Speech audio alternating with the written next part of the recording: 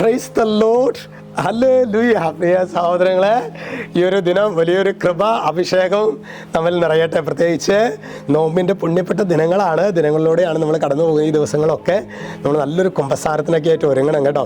കുമ്പസാരത്തിനായിട്ട് ഒരുങ്ങുമ്പോൾ ഒരു വചനമാണ് അത് 1 യോഹന്നാൻ 1:7. അവിടുത്തെ പുത്രനായ യേശുവിൻ്റെ രക്തം എല്ലാ പാപങ്ങളിൽ നിന്നും നമ്മെ ശുദ്ധീകരിക്കുന്നു. അപ്പോൾ നമ്മൾ കുമ്പസാരത്തിനായിട്ട് നിങ്ങളുടെ ഇടവപ്പള്ളിയിലൊക്കെ ഇന്ന ദിവസമായിരിക്കും കുമ്പസാരം എന്ന് അച്ഛന്മാർ പറഞ്ഞു കഴിഞ്ഞാൽ ഇത് ഒരു 20 തവണയെങ്കിലും മിനിമം നമ്മൾ ആവർത്തിച്ച് പറയണം. 1 യോഹന്നാൻ 1:7 അവിടുത്തെ പുത്രനായ യേശുവിൻ്റെ രക്തം എല്ലാ പാപങ്ങളിൽ നിന്നും നമ്മെ ശുദ്ധീകരിക്കുന്നു.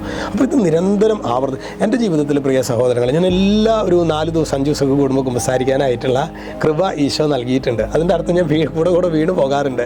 അപ്പോൾ അങ്ങനെ വീണ് പോകുമ്പോൾ ഞാൻ ആവർത്തിച്ച് പറയുന്ന ഒരു സുഹൃത് ജപം പോലെയുള്ളൊരു വചനമാണ് അവിടുത്തെ പുത്രനായ യേശുവിൻ്റെ രക്തം എല്ലാ പാപം. ഞാൻ കണ്ട ഒരു പ്രത്യേകത ഫ്രാൻസിസ് പാപ്പ പറഞ്ഞത് വളരെ പ്രധാനപ്പെട്ടതാണ്. Frequent confession is required to achieve holiness. വിശുദ്ധി പ്രാപിക്കാൻ കൂടെയുള്ള നമ്മൾ ഈ കൺഫെഷൻ കുറേ കൂടി നമ്മൾ ഗൗരവമായ വിധത്തിൽ നമ്മൾ അതിനെ കാണുകയാണെങ്കിൽ കുമ്പസാരം എത്രമാത്രം നമുക്ക് അടുപ്പിച്ച് ചെയ്യാൻ പറ്റും, അത്രമാത്രം വിശുദ്ധിയുടെ ഒരു മേലങ്കി സ്വർഗം നമുക്ക് തരും. ഹല്ലേലൂയ. നമുക്ക് ചിലപ്പോഴൊക്കെ നമുക്ക് മുഴുവൻ പരിചിതമല്ലാത്ത വഴികളിലൂടെ, നിങ്ങൾക്കറിയാം അച്ഛൻ ഒരു ഇവാഞ്ചലിസ്റ്റാണ്. അപ്പോൾ ചിലപ്പോൾ ഒരു അഡ്മിനിസ്ട്രേറ്റീവായിട്ടുള്ള തലം വരുമ്പോൾ ഭയങ്കര ഒരു കോൺഫ്ലിക്റ്റാണ്. ഇത് രണ്ട് തലങ്ങളാണ്. ഇത് ശരിക്ക് ഇത് ചേർത്തി കൊണ്ടുപോകുക എന്ന് പറഞ്ഞു കഴിഞ്ഞാൽ ഭയങ്കര ഒരു ഇവാഞ്ചലിക്കൽ ആൻഡ് പാസ്റ്ററൽ ഒരു മൈൻഡും അതുപോലെ തന്നെ ഒരു അഡ്മിനിസ്ട്രേറ്റീവ് മൈൻഡും, ഇത് രണ്ടാണ്. അത് ക്ലബ് ചെയ്യുക എന്ന് പറയുമ്പോൾ ഭയങ്കര ബുദ്ധിമുട്ടുള്ളൊരു കാര്യമാണ്.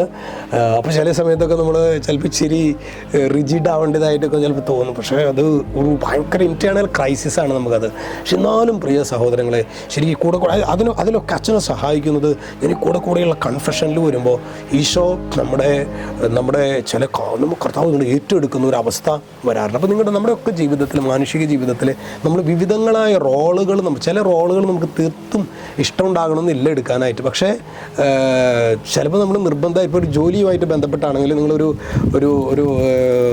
ഒരു സർക്കാർ സ്ഥാപനത്തിലാണ് അല്ലെങ്കിൽ വേറെ ഏതെങ്കിലുമൊക്കെ ഒരു മേഖലയിലാണെങ്കിൽ നമ്മൾ അധികാരികൾ പറയുന്നത് നമുക്ക് തീർച്ചയായിട്ടും അനുസരിക്കേണ്ടതായിട്ട് വരും. ഒരു ഇൻറ്റേർണൽ ക്രൈസിസ് ഒക്കെ ഉണ്ടാകും.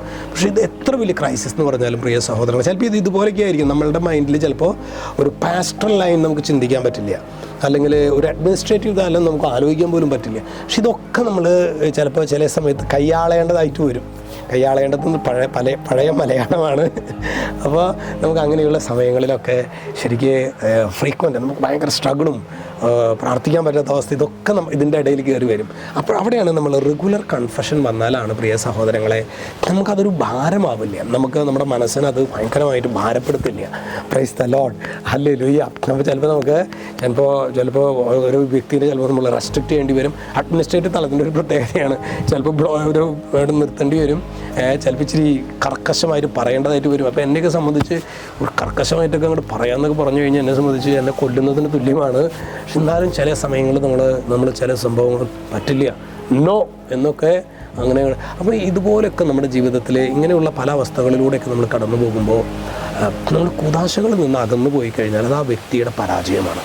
അതുകൊണ്ട് തന്നെ റെഗുലറായിട്ടുള്ളൊരു കുദാശ സ്വീകരണത്തിലേക്ക് നമുക്ക് ആഗ്രഹിക്കാം, നമുക്ക് പരിശ്രമിക്കാം. നമ്മളൊരു പാട്ട് പാടില്ലേ?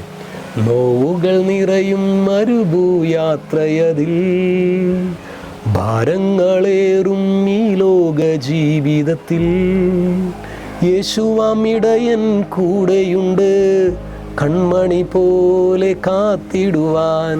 യേശുവാം ഇടയൻ കൂടെയുണ്ട് കൺമണി പോലെ കാത്തിടുവാൻ. ദൈവമേ, നല്ലൊരു കുമ്പസാരം. അത് യോഹന്നാൻ 1:7 അവിടുത്തെ പുത്രനായ യേശുവിൻ്റെ രക്തം ഇത് ആവർത്തിച്ച് പറഞ്ഞ് നല്ലൊരു കുമ്പസാരം നടത്താൻ കർത്താവേ മക്കളെ അനുഗ്രഹിക്കണമേ. രക്ഷിതാവായ യേശുക്രിസ്തുവിൻ്റെ നാമത്തിൽ ഇപ്പോഴും എപ്പോഴും എന്നേക്കും ആമേൻ.